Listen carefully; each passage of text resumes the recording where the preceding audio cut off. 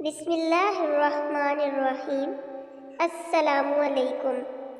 امر بالمعروف ونہی عن المنکر، حصہ دوم، بری باتوں سے روکو۔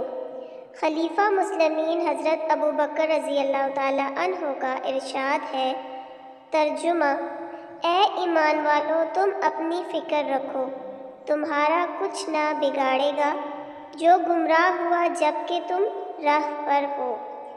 یعنی تم اس آیت سے یہ سمجھتے ہوگے کہ ہم خود ہدایت پر ہیں تو گمراہ کی گمراہی ہمارے لیے مضر نہیں، ہم کو کسی گمراہی سے منع کرنے کی ضرورت نہیں۔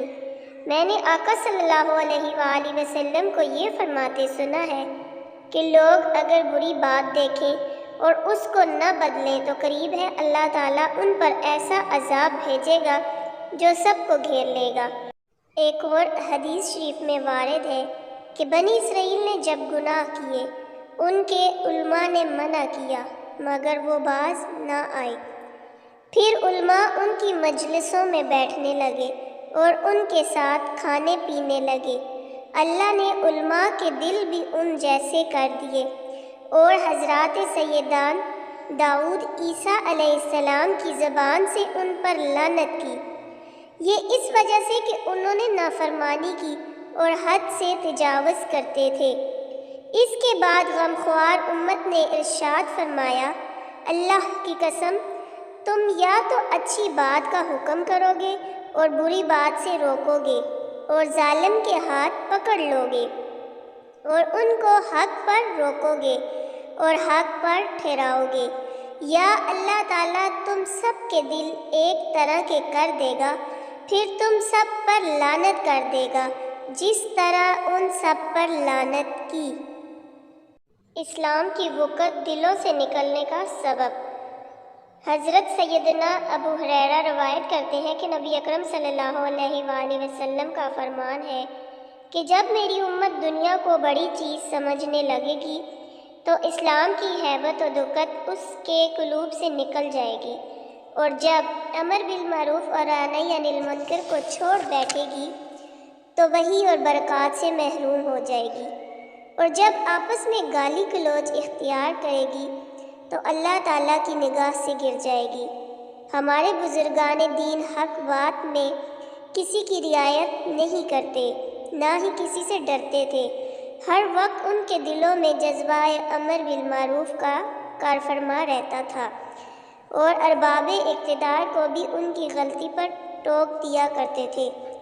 چنانچہ علامہ جلال الدین سیوطی تاریخ خلفاء میں نقل کرتے ہیں، خلیفہ بغداد منصور کے دور حکومت میں قاضی ستار بن عبداللہ بصرہ کے قاضی تھے۔ کچھ لوگوں نے دربار خلافت میں چغلی کھائی کہ قاضی صاحب لوگوں کی شخصیت سے متاثر ہو کر اور منہ دیکھ کر فیصلے دیا کرتے ہیں۔ خلیفہ منصور نے آپ کو دربار خلافت میں جواب دہی کے لیے طلب کیا۔ قاضی صاحب جیسے ہی دربار میں منصور کے سامنے کھڑے ہوئے، منصور کو ایک دم چھینک آ گئی۔ قاضی صاحب نے منصور کی چھینک پر یرحمک اللہ نہیں کہا۔ منصور نے ڈانٹ کر پوچھا، آپ نے میری چھینک پر یرحمک اللہ کیوں نہیں کہا؟ قاضی صاحب نے برجستہ جواب دیا، اس لیے نہیں کہا کہ آپ نے الحمدللہ نہیں کہا۔ منصور نے کہا، میں نے دل میں الحمدللہ کہہ لیا تھا۔ قاضی صاحب نے کہا، میں نے بھی دل میں یرحمک اللہ کہہ دیا تھا۔ خلیفہ منصور قاضی سوار کی بے خوفی اور حاضر جوابی سے بے حد متاثر ہوا اور کہا کہ آپ جائیے اور اپنے عہدہ پر برقرار رہیے۔ جب آپ مجھ سے مرغوب نہیں ہوئے اور میری ہاں میں ہاں نہیں ملائی تو پھر مجھے یقین ہے کہ آپ کسی کی شخصیت سے مرغوب نہیں ہو سکتے، اور ہرگز کسی کا منہ دیکھ کر یا کسی کے دباؤ سے کوئی غلط فیصلہ نہیں کر سکتے۔ پوری سلطنت کی قیمت پانی کا ایک گلاس۔ ایک مرتبہ حضرت سیدنا ابن سماک خلیفہ بغداد اور ہارون الرشید کے درمیان دربار میں تشریف لے گئی۔ ایک دم ہارون رشید کو پیاس لگی اور اس نے پانی طلب کیا۔ خادم نے پانی کا گلاس ہارون رشید کے ہاتھ میں دیا تو حضرت ابن سماک نے فرمایا علی جا ذرا ٹھہر جائیے اور مجھے بتائیے کہ اگر پیاس کے وقت کہیں پانی نہ ملے اور آپ پیاس سے بے قرار ہو جائیں تو یہ ایک گلاس پانی آپ کتنی قیمت دے کر خریدیں گے؟ ہارون الرشید نے جواب دیا کہ آدھی سلطنت دے کر۔ پھر سیدنا ابن سماک نے فرمایا اگر یہ پانی آپ کے پیٹ میں پہنچ جائے اور آپ کا پیشاب بند ہو جائے، یہ پانی آپ کے بدن سے نہ نکل سکے تو آپ اس کے علاج پر کتنی رقم خرچ کریں گے؟ ہارون الرشید نے کہا پوری سلطنت۔ یہ سن کر ابن سماک نے فرمایا کہ اے امیر المومنین، وہ سلطنت جس کی قیمت ایک گلاس پانی اور اس کا پیشاب ہو، بھلا کب اس قابل ہے کہ اس کی رغبت کی جائے اور اس پر گھمنڈ کیا جائے؟ سیدنا ابن سماک کے ان کلمات کو سن کر ہارون الرشید چیخ مار کر رونے لگے اور کوئی جواب نہ دیا۔